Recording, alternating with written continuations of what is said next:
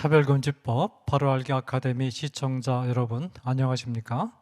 저는 차별금지법 바로 알기 아카데미 운영위원으로 섬기고 있는 이상원 교수입니다.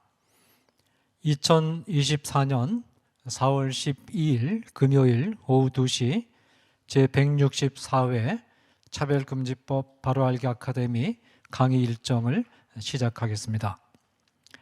바쁘신 가운데도 실시간으로 강의를 시청해 주시는 시청자 여러분께 깊은 감사를 드립니다.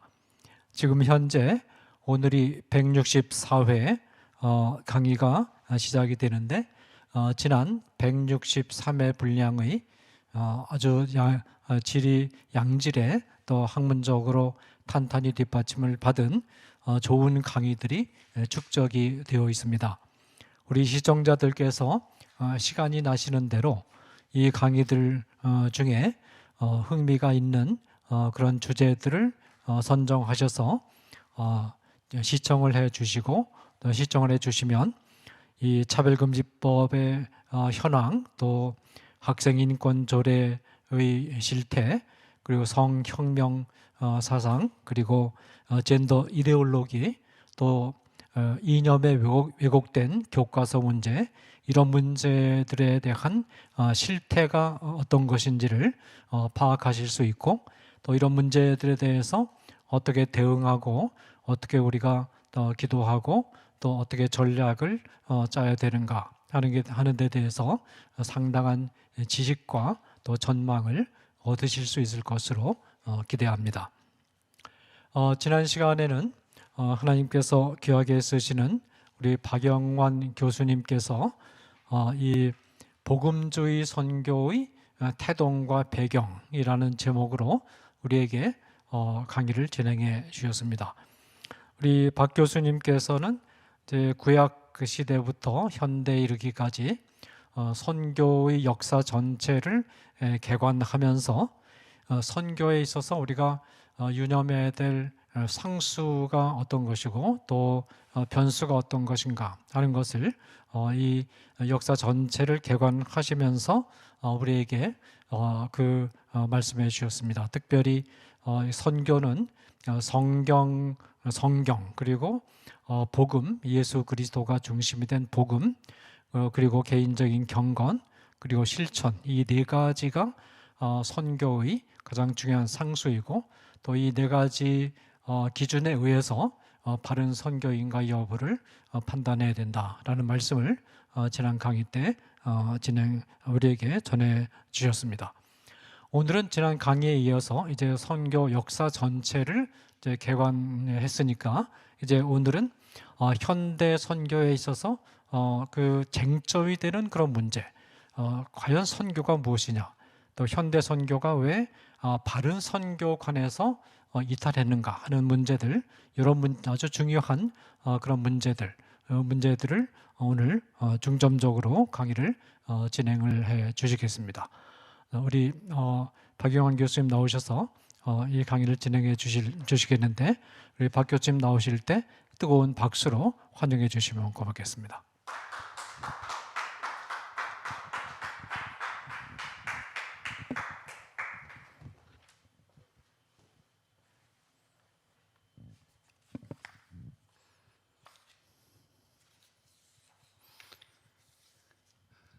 반갑습니다.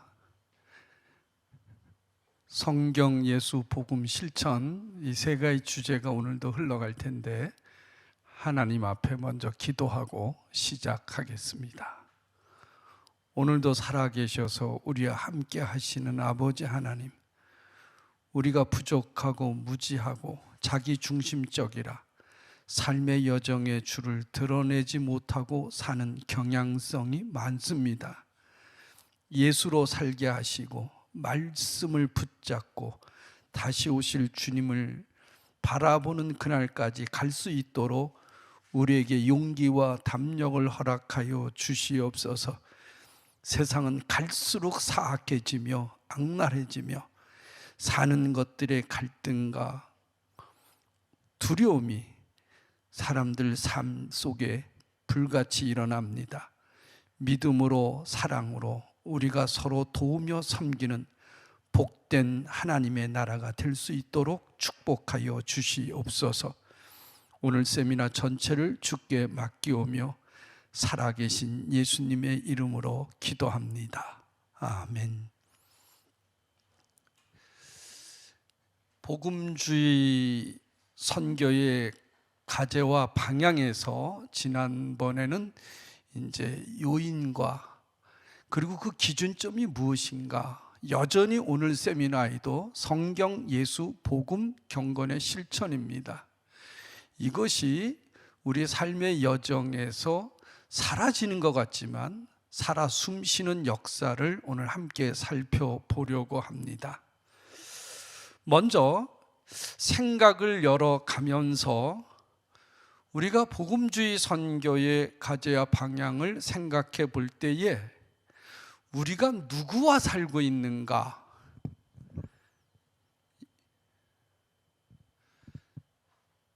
대립 방향, 어떻게 우리가 이걸 할 수 있을까, 거기에서 첫 번째로 생각해 볼 수 있는 것은 생각을 열어가야 됩니다.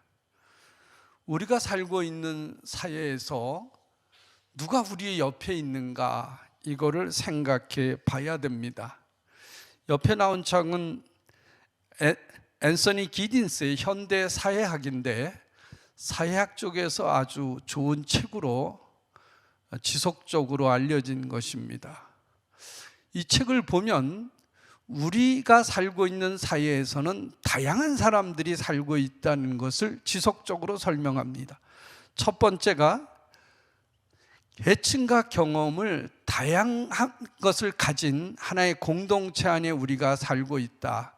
글로벌 세대, 알파 세대, 베이붐 세대, 여러 가지 얘기들도 하고 있고, 또 강남과 강북이 세대가 다를 거고, 전문직이나 일용직, 정년, 비정년, 남성과 여성, 그리고 다국적 성향을 갖고 있는 사람들이와 같이 살고 있는 사회에 있다는 것을 우리는 먼저 생각해 봐야 됩니다. 그리고 생각해 볼 수 있는 것은 우리가 접하고 있는 사회가 4차 산업혁명과 AI, 그리고 최첨단 과학기술로 비대면 시대 속에 대화를 필요로 하는 사회 속에 살고 있다. 우리의 과제는 소통하는 겁니다. 서로를 이해하며 사랑해야 되는 일을 하는데, 하이델베르크의 선교신학자 데오 준도마이어는 컨비벤츠, 함께하는 삶의 공동체에서 얘기를 하고 있고, 이것이 우리 사회 속의 협동조합, 공생인, 공유경제, 공유교회, 공동체 생활, 다양한 형태의 모습들이 등장하고 있는 것을 볼 수가 있습니다. 이런 책으로 박영범 교수가 교회 공감이라는 책을 썼는데, 교회의 공감이 어느 시대보다 더 중요한 것을 볼 수가 있습니다. 그 밑에 보면 세상에 포로된 교회, 마이클 후던이 미국제 복음주의를 경계하라, 이런 책을 쓰신 분인데, 그 책과 연결이 되는지 생각해 보면서 우리가 살고 있는 이 사회의 대부분의 사람들이 생각하고 있는 근거는 대체 어디서 나오고 있는가? 우리가 사람을 알아야 그 사람과 복음을 전할 수 있는 기회, 복음의 내용의 전달 방법이 결정된다고 봅니다. 모더니즘의 전통과 역설의 차이는 다양성의 혼란과 대립을 가지고 온다는 겁니다. 모더니즘, 저도 모더니즘의 사람이에요. 근대적 사고를 갖고 있고 전통을 갖고 있는 사람인데, 우리가 살고 있는 사람들은 우리와 다른 세상 속에 살고 있는 사람으로서 그들의 정의와 개념이 우리하고는 또 다릅니다. 그래서 혼란과 역전이가 일어나서 새로운 선교의 정의, 복음의 정의, 이런 것들이 필요하다고 사람들은 얘기하는데, 복음의 정의는 복음이지 새롭게 할 필요는 없습니다. 새로운 건 이상한 것들입니다. 그 다음에 우리가 볼 수 있는 것은 포스트 모더니즘의 배경에서 다양성과 통합적 정체성에 대한 생각을 해보는 겁니다. 그러니까 우리가 살고 있는 사회 사람들은 대체 어떤 머리 구조를 갖고 사는가, 이렇게 보면 두 가지 흐름이 나오는데, 구조주의와 해체주의입니다. 포스트 모더니즘의 많은 교회에서는 포스트 모더니즘이 문제가 많다 이렇게 얘기하는데, 문제가 많습니다. 절대주의를 거부하고 상대주의를 우리에게 심어준 게 포스트 모더니즘이라 문제는 많지만 그게 뭔가는 우리가 알아야 됩니다. 포스트 모더니즘은 1950년대 2차 세계대전이 끝나고 사람들이 학살당하고 죽어가는 여러 과정 속에서 대체 인간이 이게 뭐냐, 이렇게 사람을 학살하고도 인간이 살 수 있는 세상은 참 이상하다, 이런 것이 밝혀지면서 사회학과 심리학이 등장하기 시작하고, 사람은 대체 어떻게 이성과 상식이 되지 않는 이런 구조가 대체 뭐냐, 여기에서 등장한 게 포스트 모더니즘 1960년 무렵에 드러난 현상입니다. 거기서 첫 번째가 구조주의인데, 구조주의는 페르디낭드 소시르가 얘기한 구조주의는 언어적인 다양성을 얘기합니다. 한마디 한 언어가 다양하게 사람들 귀에 들린다는 겁니다. 그래서 자기가 말한 언어가 그대로 전달되었다고 생각해서는 안 된다. 우리가 설교를 해도 성도들이 듣고 가서 은혜 받는 건 많이 다른 것을 현장에서 볼 수가 있습니다. 그래서 스위스의 언어학자인 이 사람은 언어의 다양성, 언어의 이해, 제가 독일에서 공부할 때도 논문 쓸 때도 베도잉트 보르트북이라고 있어요. 의미사전. 논문 쓸 때에도 의미사전, 어휘사전, 원사전 서너 개를 놓고 단어를 분석하는데 그 언어적인 이해가 다르다는 것을 우리가 알아야 됩니다.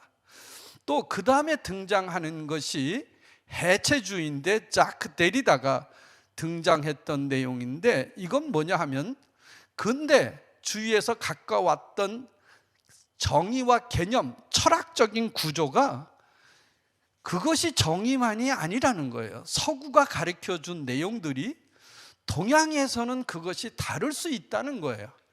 그래서 무엇을 생각하냐면, 근대가 얘기했던 개념 정의가 구조주의로 해체주의를 넘어가면서 그건 사람마다 다를 수 있다. 장애자가 생각하는 정의, 목사님이 생각하는 정의, 집사님이 생각하는 정의, 교회가 생각하는 정의, 국가가 생각하는 정의, 정의가 다 다른 거예요. 옛날에는 하나였습니다.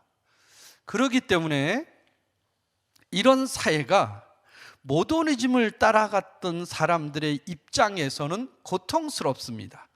그래서 나타나는 현상이 모더니즘을 주장하는 사람들의 얘기가 불변이고 과거의 지향을 해야 될 것이고 저항과 투쟁, 대립으로 사회 구조를 만들어내기도 합니다. 포스트 모더니즘이 기독교에서 문제가 아니라 복음을 듣는 분들을 상대화되었다는 사실을 생각하고 일방적으로 모더니즘식의 복음 증거의 방법론은 변화가 필요하다는 겁니다. 세 번째로 우리가 보면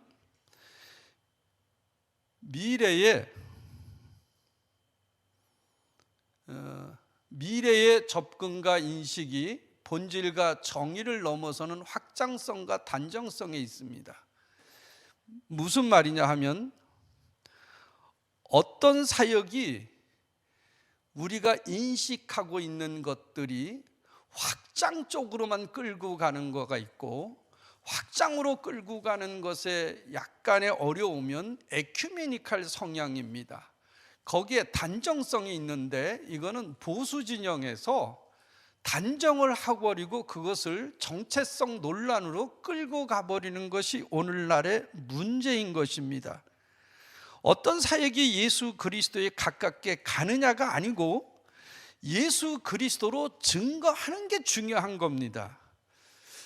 우리를 보고 예수를 믿어야겠다는 전제가 정체성입니다. 그런 경험을 갖고 있습니까? 결과주의의 통계에 도취된 신앙의 자기 합리화와 집단화가 벌어지고 있어요. 결과가 좋으면 다 용서가 됩니까? 통계가 좋으면, 신앙이 좋으면 다 좋다고, 통계 숫자가 올라가면 좋다고 보기에는 자기 합리화와 집단 이기주의가 있다는 사실을 기억해야 됩니다. 어떤 경우에는 탱크주의 신앙관을 가지고 다른 신앙에 관한 몰인정과 학증 평양으로 후광 효과를 통해서 사회를 양분시키는 그룹들이 있습니다. 이런 것들에 대해서 우리는 이런 것들을 악용하고 있는 사람들에 대해서 성경적으로 생각해 볼 필요가 있습니다.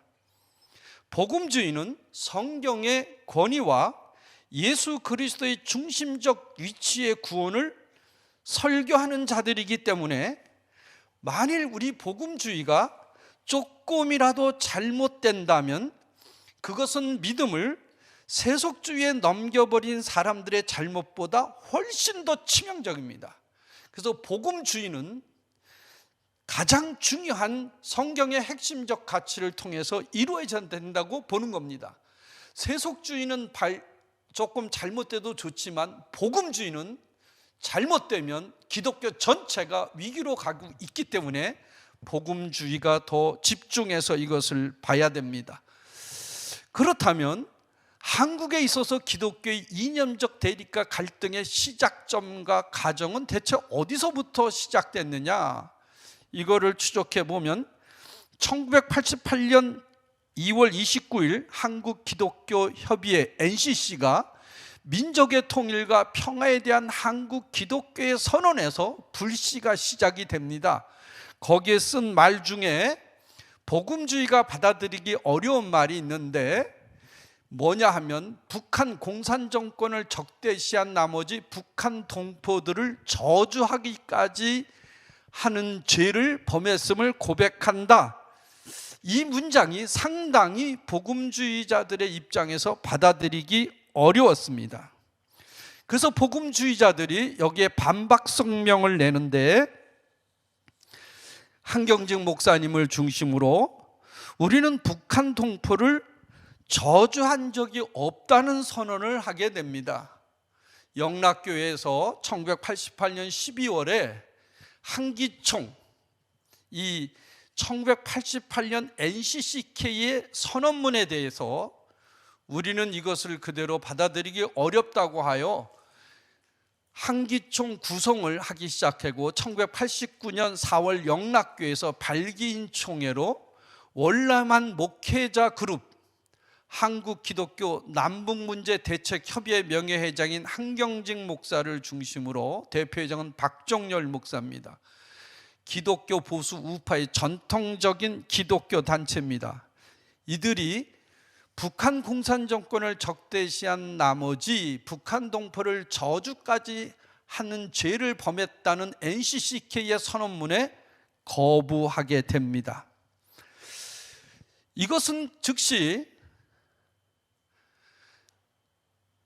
이것은 어디서부터 시작되었느냐 하면은 여기 하나가 더 넘어갔는데 이것은 1970년까지 기독교의 진보 성향은 개신교 보수와 정치적인 대립관계가 이루어집니다. 여기서 이제 우리가 노무현 대통령이 대통령 당선되고 나서 취임식 하기 전에 나라와 민족을 위한 평화기도회, 서울시청 앞 광장에서 반핵 반김 기도회, 3.1절 나라와 민족을 위한 구국 금식기도회 운동을 통해서 문제가 촉발되기 시작합니다.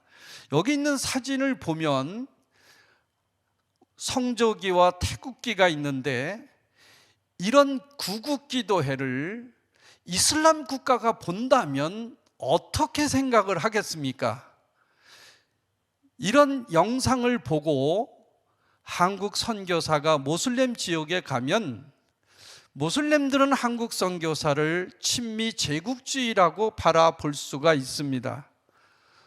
또 하나는 이스라엘 길을 들고 우리가 구국 기도를 하는 경우가 있는데, 그럴 때 모슬렘 지역에서 바라보는 그 사람들은 우리 한국 기독교 선교사가 친유대주의요 시온주의라고 낙인을 찍는 이슬람 신문들의 보도가 이어지고 있습니다. 그런 기독교와 관심 없습니다. 미제국주의와 그리고 친이스라엘 시온주의에 대해서 도전한다고 이슬람 지역의 신문들이 얘기하는 것을 본 적이 있습니다. 그래서 이런 국기를 들고 구국 집회에 간다는 것은 선교에서 참 위험스러운 일이 될 수가 있습니다. 한국에서 기독교 보수 세력의 반공주의와 친미주의의 결정판이라 그러는데,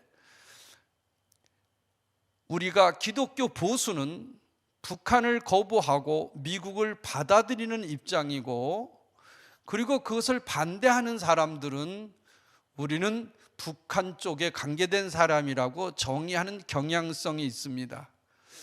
그런데 이 문제가 사립학교법과 평준화 정책, 여러 월드컵 공헌, 여러 국가보안법 이런 것과 연결되면서 반정부 운동의 일환으로 기독교가 가는 것을 우리는 역사 속에서 볼 수가 있습니다. 그래서 이런 보수와 진보의 진영 논리의 이데올로기적인 대화는 옆에 보면 한국 개신교와 반공주의를 쓴 우리 강인철 씨가 쓴 책인데, 이것도 일부는 치우쳐 있지만 역사적인 사건은 생각해 볼 수가 있습니다. 1970년 기독교의 진보적인 성향은 80년대 개신교 보수 세력이 정치화되면서 헤게모니 싸움에 개신교의 사회적 메시지와 보수화와 진영 논리의 이데올로기화하는 정치판이 등장하기 시작했다는 겁니다. 복음주의 선교는 이 과정에서 혼돈과 혼란, 그리고 기독교 복음의 다양한 이해와 변증이 통용되어 가고 있는 현실에 대해서 혼란에 빠지게 되어져 있습니다. 여기서 우리가 생각해 볼 것은 복음이 무엇인가 생각을 해 봐야 됩니다. 그리고 예수 그리스도가 무엇을 말하려 하는가 생각해 봐야 됩니다. 그리고 지속적으로 반복하고 있는데 오늘의 결론 부분도 있어요. 성경으로 점검하고 있는가? 한국 사람들의 생각은 지어클레스 게당케라 그럽니다. 원의 사고예요. 원처럼 사람들이 생각하며 전진합니다. 그러나 서구의 사람들은 린니 게당케, 그게 뭐냐 하면 독일 말이에요. 하나의 선적인 과정을 갖고 있어요. 원인과 과정과 결과, 원인과 과정과 결과로 끌고 가요. 돌아오지 않습니다. 그러나 동양 사람들은 생각하고 돌아오고 생각하고 돌아오고 생각하고 돌아온 가정의 구조를 갖고 있다 그랬는데, 바로 이런 원리입니다. 성경은 현장에 적음하고 현장은 다시 성경으로 돌아와서 확인해 보고 확인된 건 다시 현장으로 가고 하는 순환론적인 성경 이해가 오늘 세미나의 결론에 들어가고 있습니다. 여러분 생각하시면서 들으시면 좋겠습니다. 그러면 이런 보수와 진보의 진영 논리의 이데올로기에 대해서 우리가 생각할 것은 결과적으로 아이를 목욕시키고 목욕통에 물을 버린다고 아이까지 버린 꼴이 되었습니다. 복음이 잊어버려지고 예수가 잊어버려지고 성경까지 물에 떠내려버린 꼴이라고 여러 번 제가 얘기한 적이 있습니다. 이게 현 주소가 복음주의 선교입니다. 그러므로 복음주의 선교와 신앙을 다시 새롭게 확인 점검할 필요가 있습니다. 에큐메니칼 진영에서는 선교 사역을 넓혀가다 보니까 예수보다, 성경보다, 말씀보다, 복음보다, 실천보다 인간적인 해야 될 일에 집중하는 오류를, 오해받을 수 있는 일들을 범하고 있다는 겁니다. 여기에 대해서 양 진영의 논리에서 과거 17세기에 마르크 안토니오 도미누스가 한 귀한 말이 있습니다. 이게 저는 우리 삶의 중심에 좌표가 돼야 됩니다.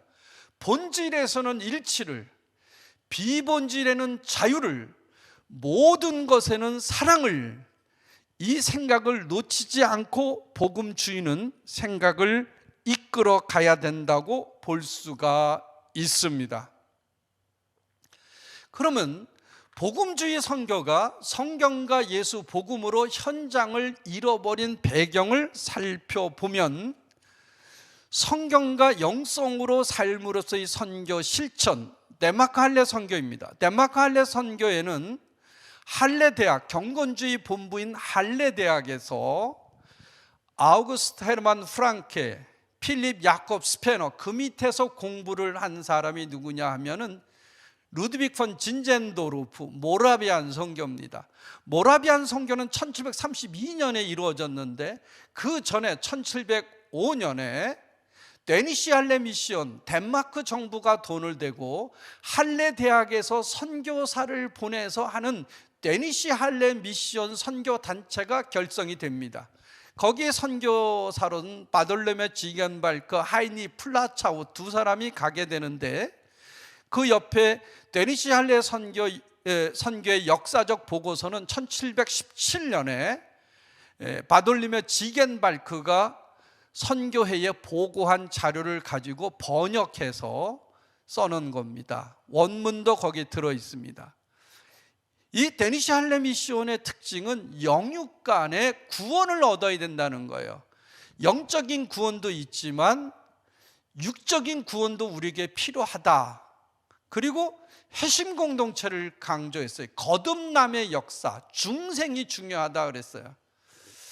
이런 데니시 할례 미션의 공동체 사역은 경건주의의 오직 성경 실천, 섬김과 나움, 이런 경건주의 흐름이 그 바탕에 있다는 걸 우리는 생각해 볼 수가 있습니다. 요하네스 뱅엘, 필립 야콥 스페너, 아우구스트 헤르만 프랑케 등이 있습니다.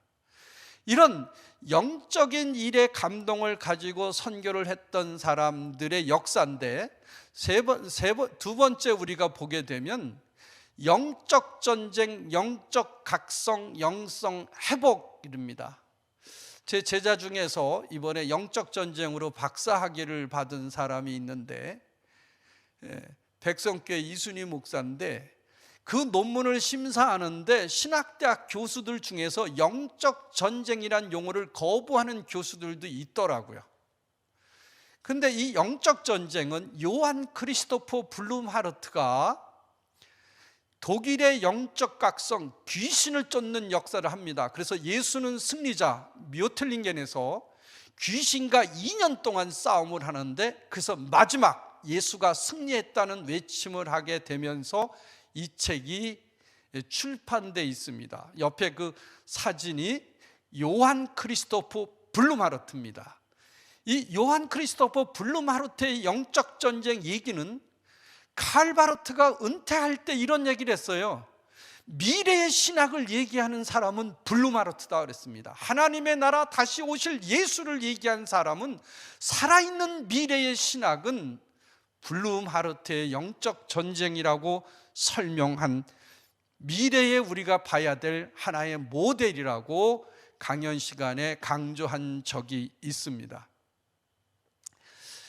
세 번째로 이 시기에는 빈부의 격차로 나타난 현장의 요동과 무대응에 대한 복음입니다. 1830년대 산업혁명이 일어나면서 노동자 문제가 일어나고 1848년에 공산주의가 태동하게 되고 기독교에서 에르랑겐 대학의 루드비히 폰 포이바흐가 Das Wesen des Christentum을 얘기를 하면서 기독교의 본질의 계시를 빼버린 죄악을 범한 것을 볼 수 있고, 이때 등장한 게 사회 선교, 사회 복음, 이런 것들이 증가하면서 제국주의, 식민지 정책과 경제적 착취, 정복의 개념과 식민지 쟁탈, 이런 것이 하면서 가정이 무너지기 시작하고, 도시 선교가 이때 등장하면서 남자들은 직업을 따라 유럽을 유랑하게 되고 아이들은 거리로 팽개치고 가정이 무너졌던 시대, 이때 기독교는 아무런 대응을 하지 못했어요. 그때 거기에 대해서 가서 교회가 잃어버린 사람들한테 가서 그들을 복음으로 다시 교회로 데려와야 된다는 사람이 옆에 그림에 있는 요한 힌리 비켜넌입니다. 이게 그 위에 책은 1830년부터 1994년 독일이 통일될 때까지 독일의 기독교 사회복지가 어떤 과정을 통해서 걸어왔으며, 독일의 기독교 사회복지가 영적인 사명을 언제 잊어버렸는가, 영적인 지도자가 독일 기독교 사회봉사 현장에서 언제 떠나갔는가, 언제 그들이 힘을 못 썼는가, 이거를 제가 독일에서 박사학위 논문으로 쓴 책이 독일 기독교 사회봉사 실천의 역사입니다. 그래서 영성을 통한 기독교 사회복지가 바로 요한리 비켜넌을 통해서 회복되려고 하는 운동이 일어나게 되는데, 이 영성을 통한 기독교의 사회복지는 두 가지를 얘기합니다. 레텐데 리베, 헬펜데 리베. 레텐데 리베라는 것은 구원의 사랑, 복음으로 사람들을 건져내야 된다는 뜻이고, 섬김의 사랑, 헬펜데 리베는 사랑으로 섬겨라, 이런 거예요. 그래서 독일의 복음주의 영성의 흐름이 요한리 비켜넌을 통해서도 영육 간에 우리가 살아나야 된다는 얘기를 보여주고 있는 중요한 좌표라고 생각합니다. 여기서 두 사람, 요한 하인리 비켜넌하고 크리스토프 요한 블룸하르트, 이 두 사람이 복음주의 선교가 성경과 예수 복음으로 잃어버리는 속에서 자리를 지켜준 거라고 볼 수가 있습니다. 이 당시에 선교의 배경은 식민지입니다. 그래서 선교지에서의 복음주의 선교의 위기와 무력화가 일어나게 되는데, 식민지 정부는 선교사들의 영혼과 육체의 구원 활동, 선교 활동에 대해서 거부 반응을 일으키게 됩니다. 왜냐하면 그들을 영적으로 깨닫게 하고 육적으로 일어서게 하다 보니까 식민지에 있는 사람들이 식민지 정부에 대해서 대항하기 시작해요. 그리고 자신들의 인권에 대해서 얘기하게 되다 보니까 식민지 정부가 그 선교사를 파송한 국가에 요청을 합니다. 선교사들을 데려가 달라고, 식민지 운영이 안 됩니다, 이렇게 얘기하게 됩니다.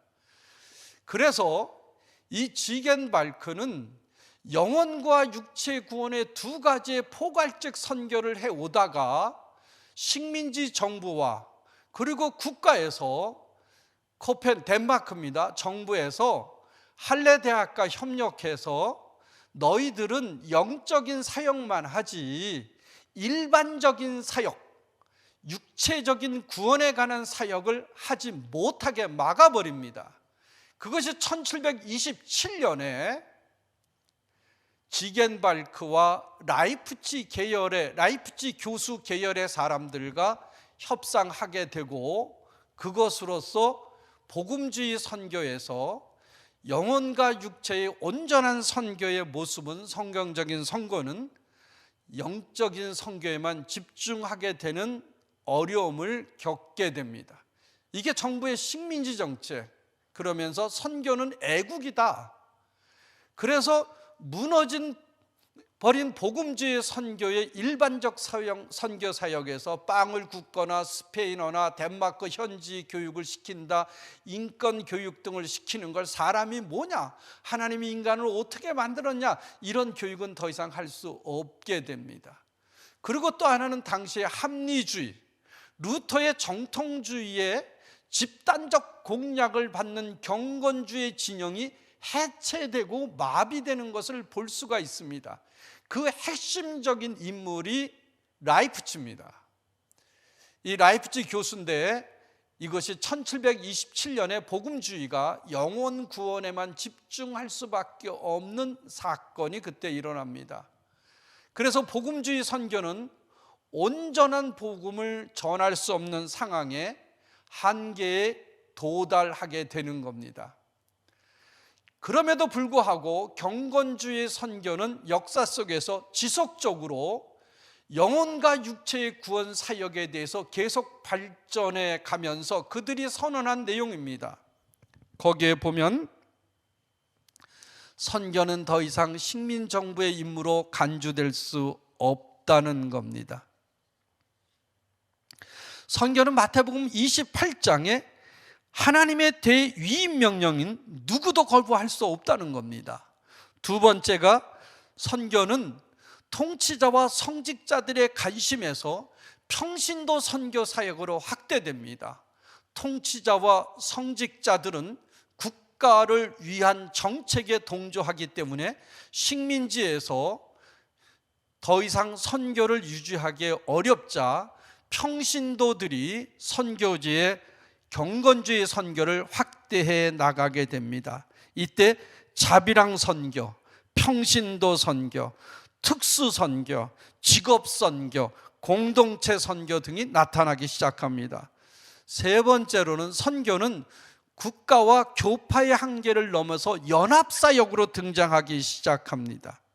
식민지 지역의 교단과 교회 중심의 선교는 서서히 평신도 연합운동, 개인 자비랑 협력 선교, 예를 든다면 허드슨 테일러 같은 믿음 선교의 형태로 경건주의 선교는 흘러가고 있었고, 교단이 나서는 선교는 다른 영역으로 더 이상 번져가지 않았습니다.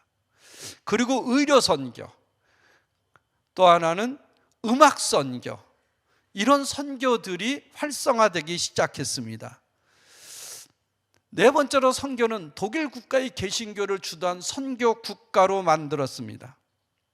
선교는 통치자와 성직자들의 계급에 의해서 주도됐던 선교는 평신도를 중심으로 선교의 열정, 마태복음 28장의 열정을 가진 사람들의 선교로 바꿔졌습니다.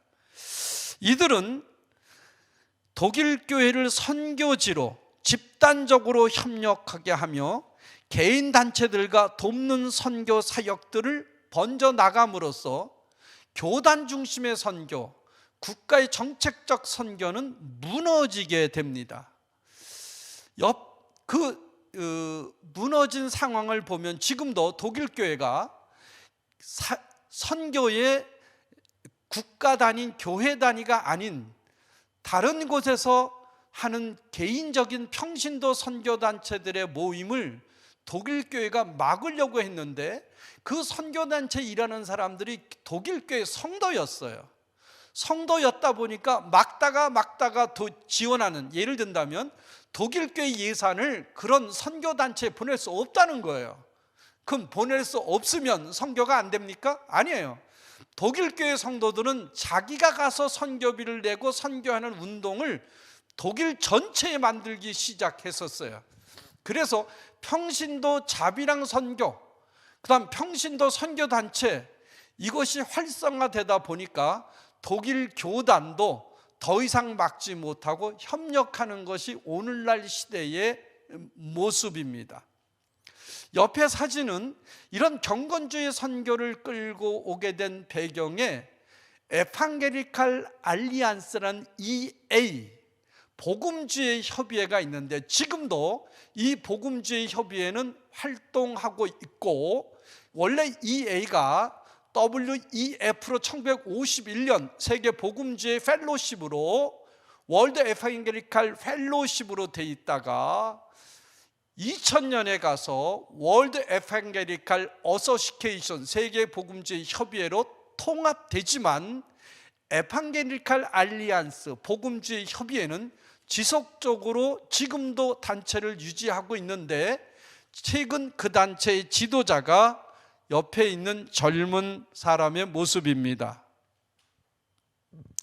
경건주의가 복음주의 선교로 정책돼서 이제 발전되는 과정을 보면 앞서 설명한 것이 1846년에 복음주의 연맹 에반게리칼 알리안스가 이루어지고 1845년에 런던 리버풀에서 모이고 46년에는 런던에서 900명이 모여서 복음주의 선교를 선언합니다.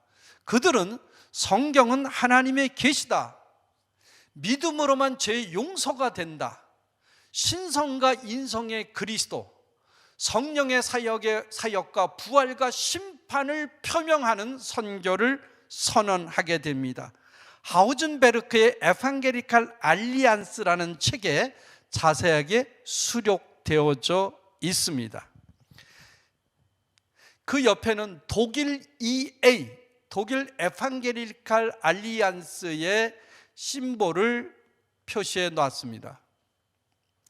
EA의 전통은 경건주의 전통입니다. 성경, 예수, 복음, 부활, 심판, 이런 성경적 복음의 선언을 선포한 것은 그 당시에는 상당히 어려운 부분들도 사회적으로 있었습니다.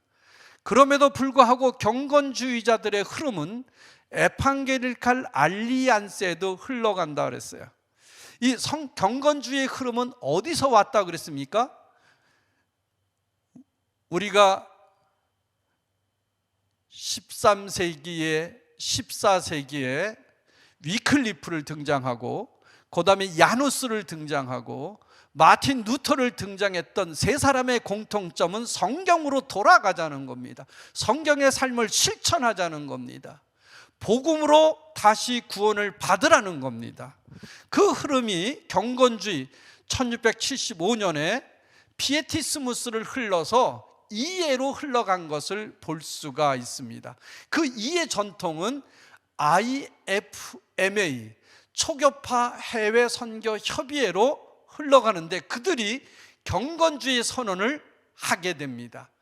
1917년 7개 독립 선교 단체들이 1910년 에딘버러 세계 선교사 대회가 일어났을 때에 그들을 가장 강하게 비판한 단체가 초교파 해외 선교 협의회인데, 이들의 주장은 경건주의 선교가 없다, 성경에 관한 선교가 없다, 그리고 땅끝까지 복음을 우리가 전하는 사명을 가져야 되는데 거기에서 발견할 수 없다 그래서 이들이 IFMA, 초교파 해외 선교 협의회를 구성하고 땅끝까지 복음을 우리가 전해야 된다는 사명을 선포하게 됩니다.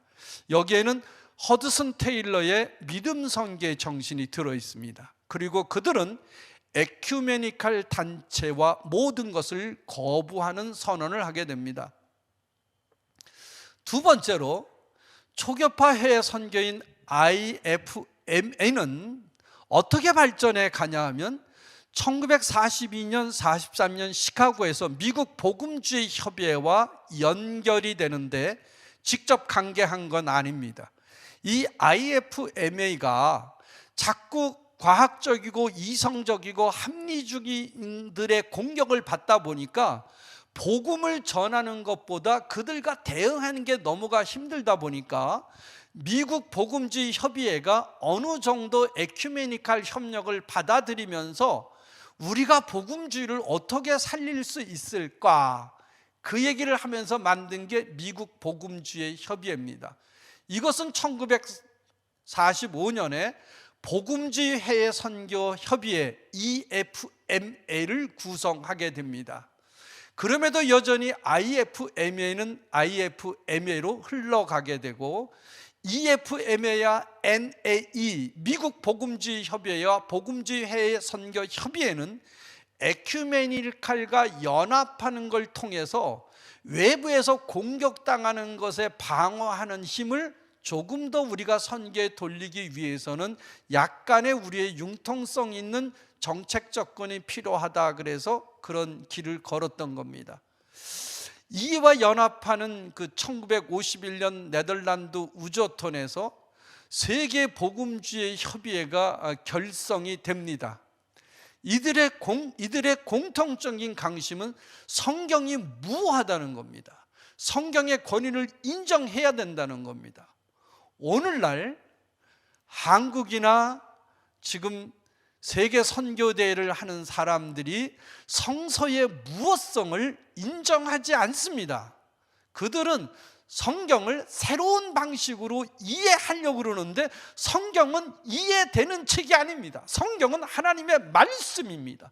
성경은 계시의 책입니다. 그래서 성경의 무엇성 속에 흠집을 내려는 시도들을 하는데, 그렇게 되면, 흠집이 나면 성경의 권위가 추락되기 시작됩니다. 이런 잘못된 오류를 끝까지 붙잡고 지켜간 게 초교파 해외 선교의 IFMA. 이 IFMA는 1675년에 시작된 경건주의자들의 신앙적 성경적 선교를 가지고 가는 분류의 사람들입니다. 결국 이 세계 복음주의 협의회 WEF는 2000년에 와서 세계 복음주의 연맹으로 이름을 바꿉니다. 한기총이 이 WEA 세계 복음주의 연맹과 한국에서 부산 WCC를 거부하면서 WEA 총회를 하려고 하다가 2013년에 WEA가 WCC를 지지하는 발언을 함으로써 한기총 내에 논란이 일어나고 총회 유치 지원에 교단이 없으므로 WEA 총회는 진행되지 못했습니다. 이제 두 번째로 생각해 볼 거는, 이런 복음주의 선교가 어떻게 현장을 잃어버려가는 과정을 도표로 그렸는데 여러분들이 잘 보실라나 모르겠어요. 처음에 선교는 에큐메니칼과 복음주의 진영이란 말이 없었어요. 그들은 같이 복음을 전하며 예수의 복음을 전하다가 이 에큐메니칼 진영이 등장하게 되는 출발은 1938년에 시작이 되고 IMC 예루살렘에서, 그러다가 1948년 1차 WCC가 만들어지면서 에큐메니칼과 복음주의라는 선교의 양 진영이 서서히 얼굴을 드러나게 됩니다. 그 위에는 이제 우리가 지난 시간에 얘기했던 덴마크 할례 선교의 비교한 도표를 그렸고, 거기에 수정하는 부분은 여러분 살펴보시면 되고, 그 밑에 이제 세계 선교가 어떻게 흘러갔는가, 그것을 살펴볼 수 있게 되는 겁니다. 이 자료는 김은수 교수가 쓴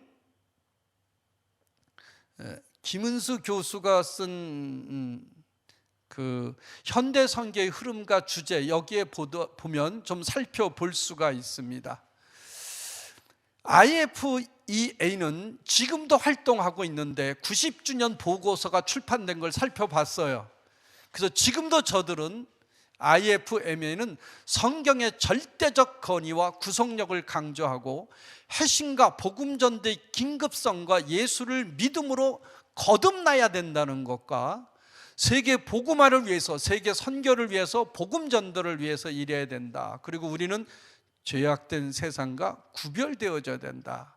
그리고 재림을 강조하는데, 그걸 보면은 중생성결 신유 재림이라는 슬로건과 일치한 것을 볼 수가 있습니다. 제가 베트남에 선교하러 가는데 이 장윤아 선교사가 거기 한 300교회를 세워서 그 현장을 가서 보는데 강대상에 전부 다가 중생성결 신유 재림의 마크가 찍혀 있는 것을 볼 수 있었습니다. 세 번째가 세계 선교에서 이제 에큐메니칼과 복음주의 선교가 어떤 관계성을 가지고 발전했는가 구조적으로 연대기적으로 보려면 도표가 여러분들이 눈에 들어온지 모르겠는데, 제가 지금 보는 방향에서 왼쪽에 IMC 두 번째 줄도 이것은 전부 다 WCC인데 이건 에큐메니칼 선교에 대해 구조를 얘기하게 되고, 오른쪽은 EA 1804 EA에서부터 내려오다 보면은 로잔과 연결이 되고 휘튼과 베를린 로잔과 연결되면서 오늘날 복음주의 선교의 흐름의 역사를 도표로 볼 수가 있습니다. 거기에 저기 1958년 가나 IMC 제일 왼쪽의 도표에 가나하고 그 밑에 멕시코가 도표가 연결이 안 되어져 있습니다. 그 이유는 1958년 가나의 IMC가 WCC에 들어가면서 CWME 세계 선교와 복음화 위원회로 명칭이 바뀌어집니다. 그때 못 들어갔던 사람들이 만난 것이 이제 휘튼 대회, 베를린 대회, 로잔 대회로 연결됩니다. 왜냐하면 WCC에 관계된 교단 사람들만 IMC에서 WCC로 소속이 됐고, 못 들어간 사람들은 휘튼과 베를린, 로잔 쪽으로 가게 됩니다.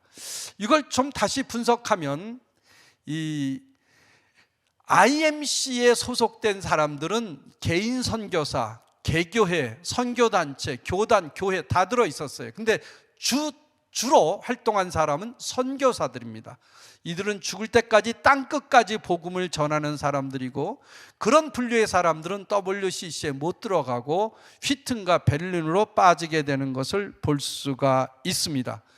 김은수 교수의 현대 선교의 흐름과 주제 찾아보시고 박영환 교수의 네트워크 선교 역사에 보면 이 도표가 그려져 있습니다. 그래서 복음주의 선교의 두 가지 입장이 이제 나타나게 되는데, 이게 에딘버러 1910년 세계 선교사 대회입니다.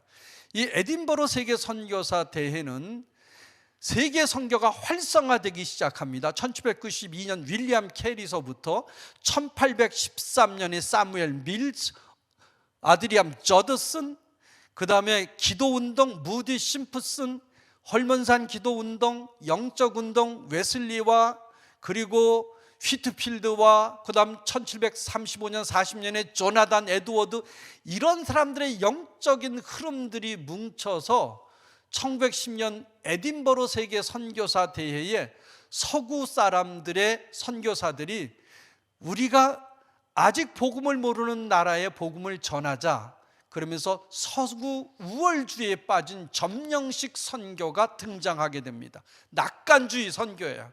그래서 그들이 주장하는 게 뭐냐 하면 이 세대 안에 세계 복음화가 이루어져야 된다. 선교를 서구 문화의 정복으로 보고, 이때 처음으로 선교에 전투, 정책, 전략, 정복, 이런 군대식 용어가 이때 등장하기 시작합니다. 여기에 1921년 뉴욕에서 시작된 IMC 세계 선교사 대회가 끝나고 여기에 참여한 사람들은 세 가지 조직체로 발전하는데, 하나가 IMC 국제선교협의회가 있고, 직제와 제도가 있고, 그 다음에 신앙과 삶이라는 세 개의 단체로 발전하게 됩니다. 그 신앙과 삶, 라이프 앤 워크, 직제와 제도, 요 두 가지 단체는 1948년에 WCC를 구성합니다. 그 이유는 이 두 가지 단체는 교회 조직과 연결이 되어 있기 때문에 두 가지는 쉽게 1948년에 WCC를 구성합니다. 그러나 IMC는 WCC와 다르게 선교적인 입장이기 때문에 WCC에 들어가지 않습니다. 선교 노선을 계속 고집합니다. 그러다가 1928년 예루살렘, 이때는 제1차 세계대전이 끝나고 기독교의 혼란성을 틈타서 예루살렘에서 IMC를 하면은 우리가 조금 더 성경적이지 않을까, 그런 생각에서 했는데, 이 예루살렘 IMC에 처음으로 선교의 사회 봉사와 참여가 등장하기 시작합니다. 사람을 돕는 일을 해야 된다는 얘기가 여기에 나타나기 시작합니다. 그러다가 1952년 윌링겐 데이에서 미쇼데이, 에큐메니칼 선교의 핵심적 주제가 미쇼데이, 하나님의 선교.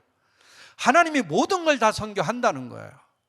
이 개념은 선교 영역 확대의 개념이지 선교의 개념은 아닙니다. 선교는 예수 그리스도를 전하는 거예요. 하나님의 선교는 하나님의 말씀이 다스려지고 통치되는 게 선교예요. 근데 미쇼데이는 그 의미가 달라요. 근데 복음주의자들이 미쇼데이라는 말을 쓰고 있어요. 그러면 에큐메니칼이 쓰는 미쇼데이와 복음주의가 쓰는 미쇼데이는 다릅니다. 이 미쇼데이는 에큐메니칼에서 왔어요. 그래서 복음주의자들이 미쇼데이라는 말을 쓰려면 한번 정제하고 써야 된다는 생각을 해 봐야 되는 겁니다. 이 미쇼데이 말이 나왔는데 에큐메니칼 선교의 첫 번째 주제는, 핵심적 주제의 가치는 미쇼데이입니다. 그 두 번째가 뭐냐 하면 호켄다이크의 샬롬의 신학이에요. 평화의 신학. 이 땅에 예수 그리스도가 평화를 보여줬기 때문에 이 땅에 평화를 선포해야 된다는 얘기예요.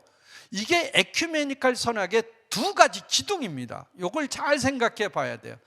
우리는 이 땅의 그 호켄다이크의 샬롬의 신학은 지금도 에큐메니칼 신학의 대세가 호켄다이크 신학입니다. 그리고 미쇼데이입니다. 근데 우리는 호켄다이크 신학은 이 땅에 평화가 왔으니 평화를 전하자인데, 우리는 우리가 죄인이기 때문에 예수 그리스도로 회개하고 돌아서서 용서함을 받고 예수의 제자가 되어야 된다는 게 복음주의 선교입니다. 이것은 엄청난 차이가 있어요.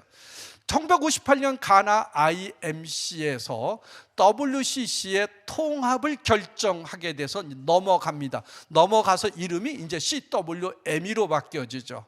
자, 미쇼데이는 중요한 관점이라, 원래 윌링겐 데이에서 미쇼데이란 말이 없었는데 칼 하텐슈타인이 독일에 가서 이 윌링겐 데이 보고를 쓰면서 그때 처음 미쇼데이라는 라틴어 단어를 쓰게 됩니다.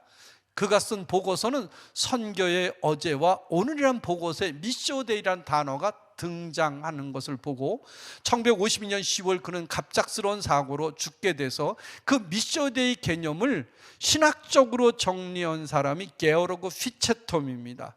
이 책은 박근원 교수님이 번역해서 되어 있는 것을 우리가 볼 수 있습니다. 자, IMC와 WC의 통합으로 세계 선교와 복음화위원회 CWME가 구성이 되었습니다. 이 구성은 1961년 뉴델리 WC 3차 총회 때 들어가게 되고 63년 멕시코에서 CWME로 명칭이 바뀌어집니다. 그리고 1966년이 아니고 1968년 옵살라에서, 68년입니다. 틀려 있네요. 옵살라에서 WC 4차 총회에서 선교의 목표를 휴마니지어름, 인간화라고 선언을 함으로써 에큐메니칼 선교와 복음주의는 한 자리에 쓸 수 없는 자리가 그 시간입니다. 그래서 이제 요게 옆에 책은 세계 정책 원론인데, WCC에 종사한 사람들은 전부가 다 WC 에큐메니칼 계열이 아니고 WCC 계열 중에서도 복음주의 사람들이 모여서 저 옆에 보이는 책이 세계 선교 정책 원론인데, 저 책이 뭐냐 하면 피터 바이엘하우스가 WCC가 68년 선언한 걸 보고 아니다, 이거는 선교가 아니다. 그래서 쓴 책이 저책 미션 히치와이, 제가 한국말로 김남식 교수님이 번역했는데 원본을 못 찾아봤어요. 이게 1970년 프랑크푸르트 선언을 하면서 WCC의 옵살라 선언을 거부합니다. WCC 목사들, 독일 대학 교수님들을 14명이 선포하는 것이 이 프랑크푸르트 선언하게 됩니다. 그래서 세계 선교는 돌아올 수 없는 갈림길에 씁니다. 복음하냐 인간하냐. 우리는 선교는 복음합니다. 복음으로 믿고 복음으로 받고 복음으로 사는 게 선교입니다. 인간하는 선교할 때 복음화에 부수적으로 나타날 수 있는 효소지 인간화가 선교의 목표가 될 수가 없습니다. 그래서 복음주의 선교의 세계적인 이런 흐름 속에서 성경과 복음 전도의 긴급성과 우선성이 등장하게 되는 겁니다. 이 가정을 보면 이해가 1917년이고 1940 NAE, 45년 EFMA, WEF, 66년 4월에 휘튼 교회와 세계 선교대회, 그다음 66년 10월 베를린 대회. 여기서 복음주의가 베를린 대회 빌레그리암 목사를 중심으로 선언을 하게 됩니다. 여기에 베를린 선언의 핵심은 오직 성경, 오직 복음, 오직 전도. 이게 베를린 대회 선언입니다. 그래서 로잔이 얘기하는 복음 전도의 우선성과 긴급성은 베를린 대회에서 나오고, 베를린 대회를 마치고 후속 대회를 준비하는 준비 모임이 모였다가 그 준비 모임 사람들이 만들어낸 게 로잔 대회입니다. 옆에 있는 책은 찰스 반 앵헨이 쓴 미션 언더웨이 책인데, 이 책은 복음주의 선교가 왜 중요한가에 대한 걸 역사적으로 자료로 잘 설명해 놓은 책이라 의구심이 나는 사람들은 한번 읽어보시면 도움이 될 겁니다. W 진영에서의 복음주의 선언, 지금 좀 전에 프랑크푸르트 선언을 얘기한 피터 바이에라우스 14명, 이동주 교수님이 바이에라우스 학회 회장으로 알고 있습니다. 이분이 독일 선교 신학자들을 모아서 이 프랑크푸르트 선언, 그 제목이 휴머니즘이 아니라 복음하다, 에판겔리지어링이다, 이렇게 외쳤던 선언문을 우리는 잘 보시면 복음주의가 어떻게 에큐메니칼과 협력하거나 복음주의가 어떻게 에큐메니칼 같은 상황 속에 있는 우리가 살아나갈 수 있는가 하는 방향을 어느 정도 만들어 볼 수 있는 책이 이 프랑크푸르트의 선언입니다. 세 번째로 보면 1973년 세계선교 복음원 CWM이죠. 1974년에 로잔 1차 대회가 있는데, 이 로잔 1차 대회는 갑자기 생긴 대회라고 볼 수가 있어요. 왜냐하면 73년 세계선교와 복음화위원회가 방콕에서 일어나면서 선교지에 엄청난 변화가 일어나기 시작했어요. 오늘의 구원, 과연 구원은 대체 뭐냐? 배고픈 자의 구원, 가난한 자의 구원, 힘든 자의 구원, 그 구원은 대체 뭐냐? 이런 문제가 일어나면서 선교지가 제3세계의 지도자들에 의해서 도배되려고 하는 위험성이 내포되고 있었어요. 그런 속에서 로잔이 74년에 긴급히 이 문제를 가지고 로잔이 회의를 하게 됩니다. 여기에 영향을 준 사람이 존 스토트 목사님이 선교에서 복음 전도와 사회 참여가 양면적 필연적 과제라 그랬는데, 존 스토트 목사가 잘못 얘기한 거예요. 필연적 과제가 아니에요. 복음 전도가 필연적 과제고 사회 참여는 부수적으로 올 수 있는 과제라고 볼 수 있는 거예요. 근데 이거를 급히 하다 보니까 우선성 논쟁으로 끌고 가는 거예요. 그러니까 에큐메니칼 지정에서 복음주에게 그럼 배고픈 사람한테 밥도 안 주고 예수 믿으라고 할 거냐? 아니에요. 밥 주고 예수 믿으라 할 거예요.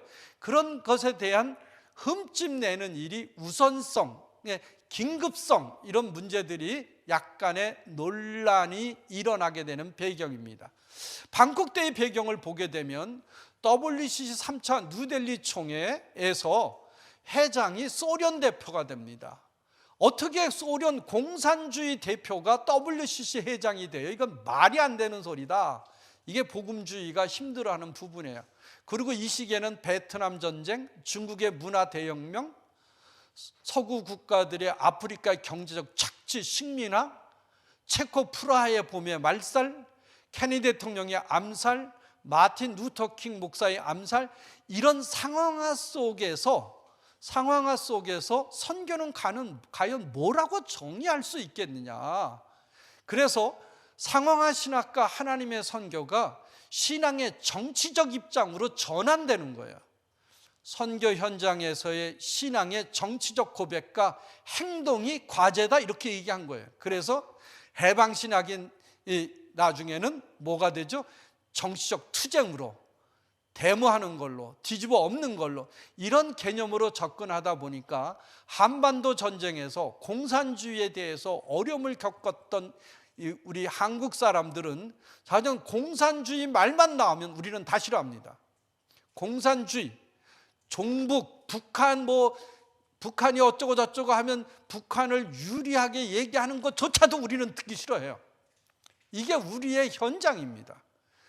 그런 것들에 대해서 우리가 어려움을 겪고 있고, 그 다음에 포스트 모더니즘의 구조 이해와 해체주의의 등장으로 우리가 혼란을 겪고 있는, 과연 이 사회 참여 문제를 어떻게 기독교가 볼 것이냐는 문제에 우리가 직면해 있습니다.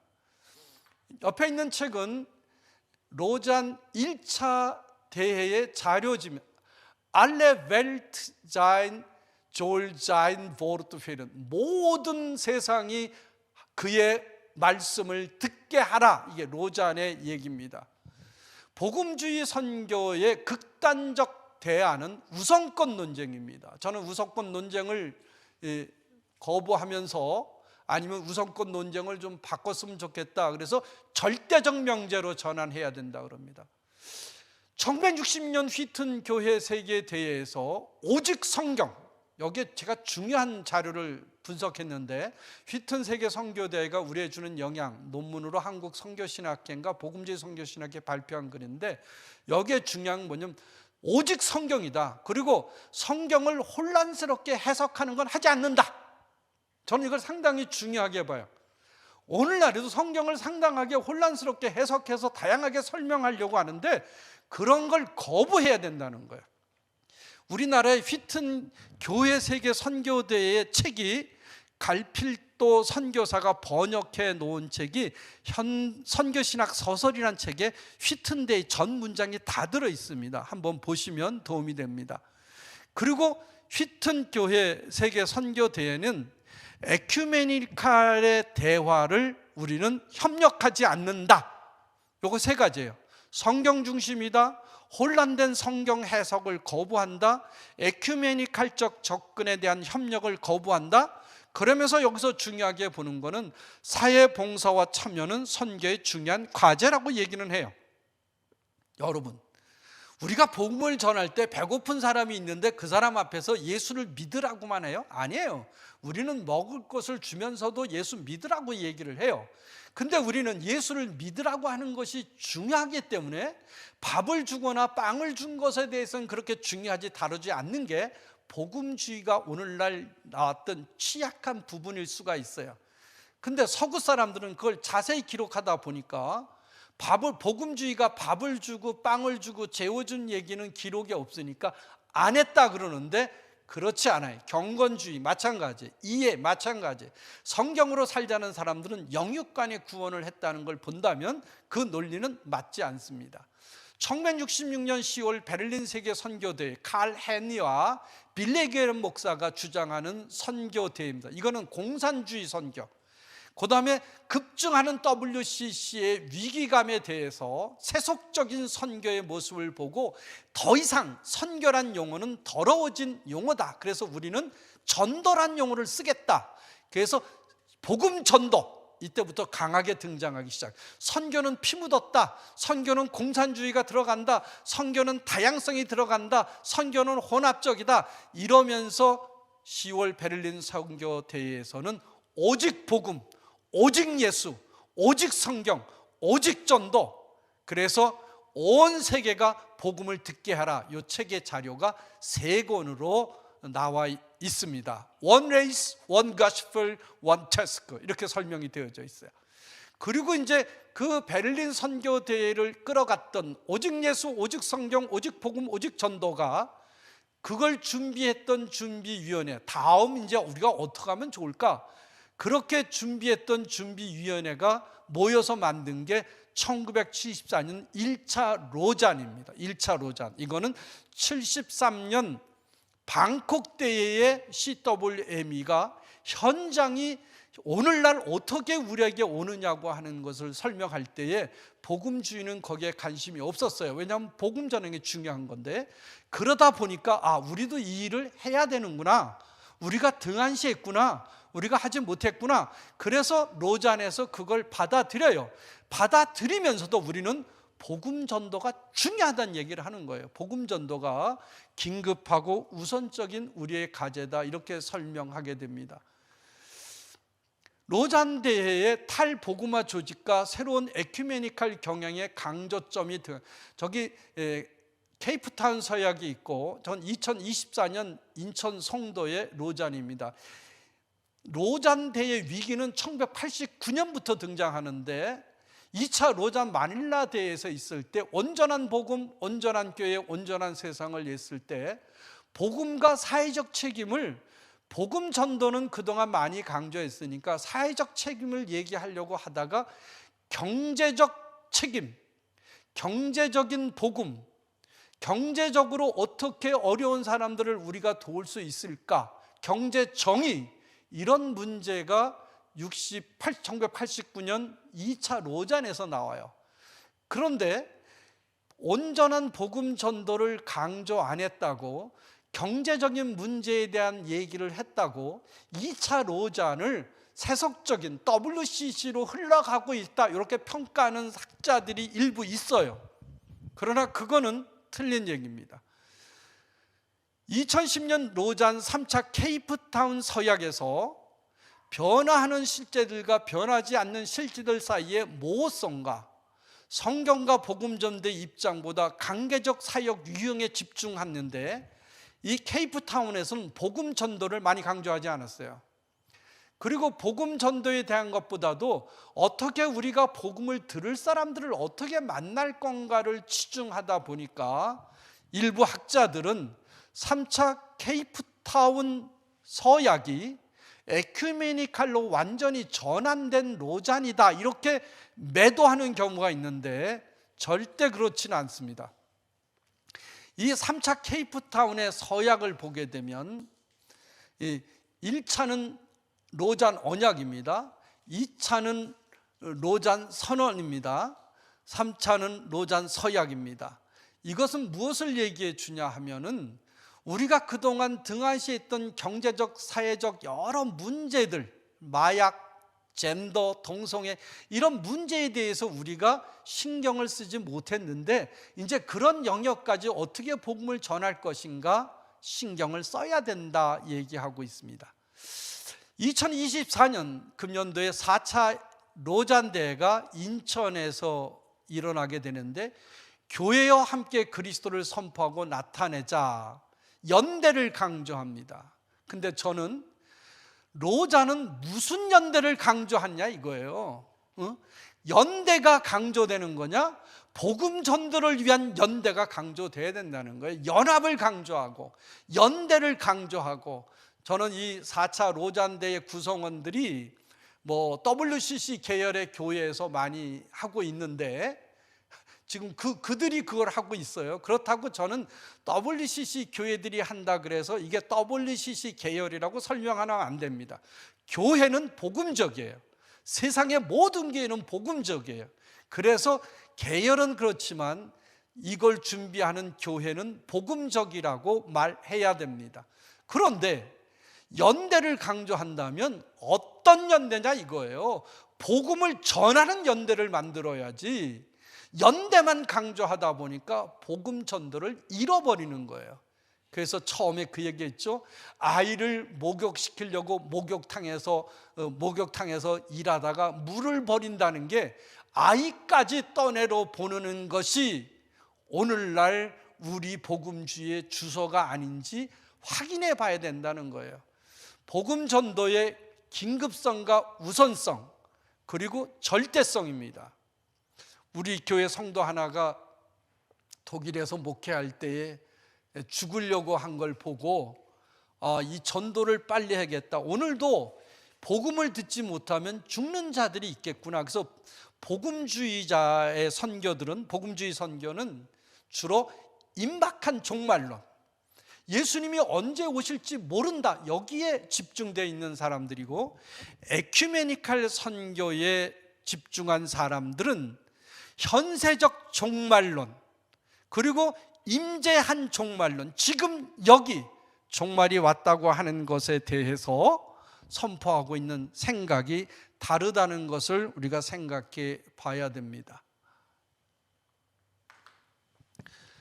복음주의 선교의 근원적 과제와 혼란의 요인들입니다. 제가 이 얘기를 할 때에 선교의 사회 참여, 사회 봉사가 들어온 거는 1928년 예루살렘 대회입니다. 1928년 예루살렘 대회인데, 복음만을 전했던 사역에 1차 세계대전이 끝나고 그 미망인들, 어린 고아들, 전쟁에 참혹한 현장에서 있던 여러 일들을 돌아보면서 우리가 선교한다는 것에 사회적 참여와 봉사가 필요하다, 필연적 과제다. 맞아요, 필연적 과제예요. 그러나 절대적 과제는 아닙니다. 이걸 우리가 구별할 수 있어야 돼요. 1차 로잔이 실수한 게 뭐냐 하면, 복음 전도와 사회 참여가 선교의 필연적 과제라고 그랬어요. 천만에요. 복음 전도가 필연적 과제고 사회 참여는 필연적 과제는 아닙니다. 일어나면 해야 되는 과제입니다. 그래서 저는 복음 전도를 절대적 명제라고 얘기를 하는데, 이것이 지금도 우리 사회에서 선교 신학자들 사이에서 혼란이 일어나고, 에큐메니칼 선교 신학자들의 얘기를, 자료들을 보면 사회 참여가 선교래요. 그래서 제가 사회 참여가 선교다, 그래, 그러면 선교는 사회 참여가 되지만 사회 참여는 선교가 아니다, 명제가 아니다. 그럼 사회복지가 다 선교냐? 그러면 사회적인 섬김과 봉사가 다 선교냐? 아니다. 그거는 선교는 예수 그리스도의 복음이 전제되어질 때 선교라고 정의할 수 있다. 남을 돕고 가난한 사람을 돕고, 이것이 전부 다 선교의 기능적인 역할이다. 기능적 역할이지만 선교는 아니다. 선교는 기능은 될 수 있다, 개념이 될 수도 있다. 그러나 선교는 아니다. 이걸 분명히 얘기해 줘야 되는데, 많은 복음주의 선교 신학자들이 거기에 휩쓸려 가고 있는 것을 지켜볼 수가 있습니다. 이 사회 참여가 극단적으로 로잔에 들어온 배경은 좀 이전에도 설명을 했지만, 74년 방콕 대회 CWME에 선교 현장의 과제로만 선교를 본 거예요. 오늘의 구원, 가난한 자, 헐벗은 자, 압박당하는 자, 고통, 이런 사람들에게 과연 선교, 오늘의 구원의 문제는 대체 뭐냐 이거예요. 배고픈 자에게 밥을 주고, 헐벗은 자에게 옷을 주고, 감옥에 갇힌 자가 나올 수 있게 하는 것이 오늘의 구원 아니냐는 것이 그들의 얘기였고, 이 방콕 대회 CWME의 대부분의 사람들은 제3세계 사람들이에요. 제가 2013년 WCC 부산 대회를 가서 봤는데, 거기서 선교의 개념을 설명하는데, 아메리카에서 온 여자들이 여성 인권을 위해서 투쟁하는 게 선교라고 정의를 하면서 설명을 했어요. 선교의 하나의 역할이라고 볼 수는 있지만 그 자체가 선교가 아니에요. 그렇게 해서 구원해 놓은 다음에 어떻게 예수 그리스도로 거듭난과 하나님의 백성이 돼야 되는 게 선교예요. 선교가 이루어졌다고 하는, 선교적 행위가 이루어졌다 그래서 그 선교가 이루어졌다고 얘기하는 건 그건 잘못된 겁니다. 예수를 듣게 하고 예수로 결단하게 만들어야 되는 게 선교예요. 이것이 로잔 대회에 흘러 들어오면서 정의와 실천에 대한 생각을 하기 시작한 거예요. 로잔 대회에서 정의와 실천은 선교 영역의 사역일 수 있지만 주된 선교의 사역은 될 수가 없습니다. 그걸 분명히 알아야 돼요. 물론 우리가 북한에 복음을 전하러 간다 그러면 지금은 갈 수가 없어요. 갈 수가 없으면 우리가 할 수 있는 일은 북한 대북 지원 사업을 돕는 일이 중요한 거예요. 어떻게 그들을 도울 수 있을까? 돕는 가정에 그들에게 예수를 전할 수 있는 일들이 발생이 돼요.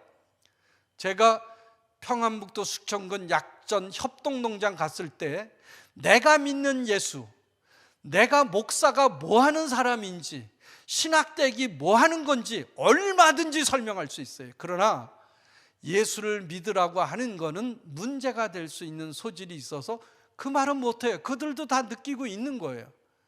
그러니까 정의와 실천이 선교가 아닌데, 이 존 스토트에 개입된 이후로, 존 스토트는 WCC 계열의 사람이에요. 여기에 들어오면서 로장과 WCC를 합치려는 생각을 갖고 있는 사람이에요. 그는 성경의 무호성을 인정하지 않는 것 같아요. 새로운 방식으로 성경을 해석해야 된다? 절대 안 해요. 성경은 정경화된 성경이에요. 방식은 없습니다. 성령의 계시로 우리가 읽어야 되는 거예요. 그 다음에 복음 전도의 절대적 명제 선언이 사회 참여에 휩쓸리는 요인이 되고 있어요. 여러분, 사회 참여는 누구든지 할 수 있어요. 선교사들이 얼마든지 하고 있고 효과적으로 나타낼 수 있어요. 그러나 더 중요한 거는 복음으로 예수를 듣게 하는 일들이 절대적인 명제인데, 이거 없으면 선교라고 정의하기는 힘들어집니다. 이 비유가 맞는지 모르겠는데, 붕어빵에 팥이 들어있지 않으면 붕어빵이라고 정의를 못한다고 하는, 그런 붕어빵의 팥에 대한 얘기를 하는 사람들의 얘기도 있는데, 맞는지는 모르겠습니다만 선교는 복음을 전하러 가는 일이 선교인 것을 생각해 봐야 됩니다. 복음주의 선교의 복음 전도가 사회 참여 속으로 착각하는 학자들이 많이 있어요. 그러니까 사회적 참여를 하고 헌신하면 그게 복음 전도라고 복음주의 선교 신학자들도 얘기해요. 한 형태로 볼 수는 있어요. 그러나 제가 반복해서 얘기하지만 성경은 순환론적으로 해석하고 이해하고 접근해야 돼요. 사회 참여가 성경과는 들여다봐야 돼요. 성경으로. 그 성경은 뭐예요? 예수 그리스도와 접목되는가를 찾아볼 수 있어야 돼요. 예수님이 사람들을 도와줘야 되고 가난한 자, 병든 자들을 치료해야 되는 거 맞아요. 제가 독일에서 논문 쓸 때 마태복음에 예수님이 왔다는 얘기가 47번 나와요. 근데 예수님이 병 고치러 왔다, 밥을 주러 왔다, 너희들을 복되게 하러 왔다, 사회 복지하러 왔다, 사회 참여하러 왔다, 한 군데도 없어요. 한 군데도 없어요. 하나님의 도를 전하러 왔다 그런 거예요. 하나님의 천국 복음을 전하러 왔다는 거예요. 이거를 혼미하게 생각하는 선교 신학자들은 다시 한번 생각해 봐야 됩니다. 그리고 복음 전도를 약화시키는 선교적 교회론으로서의 신학적 이론에 휩쓸리고 있어요. 1960, 70년 내슬러 루이베이근에 시작된 선교적 교회론, 그 교회론이 왜 생겼냐 하면 영국 교회가 선교하다가 선교하지 않는 현장을 레슬러 루비긴이 보고 교회는 선교한다고 얘기하는 거예요. 근데 선교적 교회론을 에큐메니칼이 어떻게 끌고 가요? 다양한 선교적 사역의 해석으로 끌고 가는 거예요. 교회는 선교해야 돼요. 그러면 선교적 교회론, 성공의 목사, 그 사람이 끌고 간 것이 다양한 선교의 현장에 대한 이해라면, 이 현장에 대한 이해는 날마다 넓어져요. 날마다 많아져요. 선교적 현장을 따라가다 보면 선교를 못합니다. 선교적 교회로는 복음 전도를 뒤로 미루고 선교적 행위에 집중하는 경향성을 우리에게 보여줬어요. 그래서 큰 교회 목사님이나 많은 목사님들이 선교적 교회론을 얘기하는데, 선교적 교회론 좋아요. 그러나 더 중요한 건 복음 전도가 저기서 들어가야 된다는 사실을 돌아봐야 되는 겁니다. 제가 독일에서 독일 기독교 사회봉사 실천의 역사라는 논문을 쓰면서 초기 독일 기독교 사회복지는 이너의 미션에 시작해요. 내적 선교. 이걸 뭐 내지 선교 여러 가지 얘기하는데 해석이 안 돼. 내적 선교란 뜻이 뭐냐 하면 교회에서 잠자는 영혼을 깨우고, 그리고 공산주의 새로운 철학과 이론으로 교회를 떠난 사람들을 가서 교회 안으로 데려오자는 운동이 이너의 미션이에요. 거기는 영적 지도자, 세례받지 않으면 그 일을 안 시켰어요. 성도들만 일을 했어요. 그래서 영적인 능력으로 복음을 전하자는 운동이었는데, 이것이 1875년 독일 교회 중앙위원회로 교회 일로 들어가면서 이 영적인 지도자가 도태되기 시작해요. 왜냐하면 독일 교회가 영적인 지도자지 너희들은 지도자들이 필요가 없다. 그래서 독일 교회로 들어간 이노래 미시오는 서서히 쇠퇴하기 시작해요. 그래서 독일 교회가 영적인 지도자고 거기 들어간 사역자들은 사회 봉사 활동만 하게 한 거예요. 그렇게 해서 이노래 미시온이 자리를 잊어버려요. 그러다가 1945년 2차 세계대전이 끝나면서 제대 군인들이 생기기 시작하고, 가나고 파괴된 현장을 복구하기 위해서 사회 봉사 일을 하는 사람이 필요한데 제대 군인들, 직업 없는 사람들, 그래서 힐스베르크가 등장해요. 도움의 기관이에요. 그러다가 그 사람들이 발전해 가면 1976년에 독일 디아코니시베르크가 형성이 되는데, 1945년에 2차 세계대전 끝나고 기독교 단체의 사회봉사 기관에는 예수를 안 믿는 사람들이 들어와서 자리를 잡기 시작하고, 1976년 되면서 그들이 리더가 되는 게 디아코니시 베르크예요. 그러다 보니까 기독교 디아코니시 베르크는 사회적 디아코니시 베르크로 넘어가 버리고 마른 거예요. 그러다가 83년인가 81년에 디아코니시 베르크의 노조가 결성이 되면서 기도하지 마라, 예배드리지 마라, 완전히 세속화로 끝나는 걸 볼 수 있어요. 영적인